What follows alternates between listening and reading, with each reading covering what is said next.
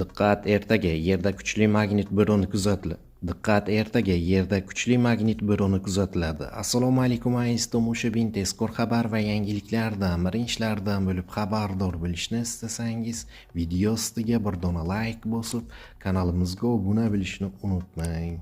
Diqqat qiling, 9-10 dekabr kunlari Yerda G2, G3 darajasidagi kuchli magnit bo'ronlari kuzatilishi prognoz qilinmoqda. Bu haqida Rossiya Fanlar akademiyasi Kosmik tadqiqotlar institutining Quyosh astronomiyasi laboratoriyasi ma'lum qildi. Mutaxassislarning ta'kidlashicha, eng kuchli ta'sir 9-dekabr kuni tushdan keyin yuzaga kelishi kutilmoqda. Dastlabki hisob-kitoblarga ko'ra, magnit maydonidagi buzilishlar 11-dekabrgacha davom etishi mumkin.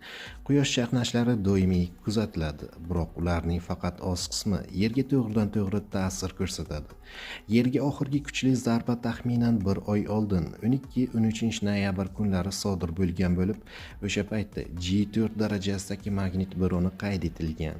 Shuningdek, 1-dekabrda kuzatilgan X sinfidagi chaqnashning plazma buluti Yerga yonma-yon tarzda tegib o'tgan va natijada G3 darajasiga yaqin geomagnit faollik kuzatilgan edi. Hozirgi kutilayotgan bo'ron kuchi ham taxminan shu darajada bo'lishi mumkin.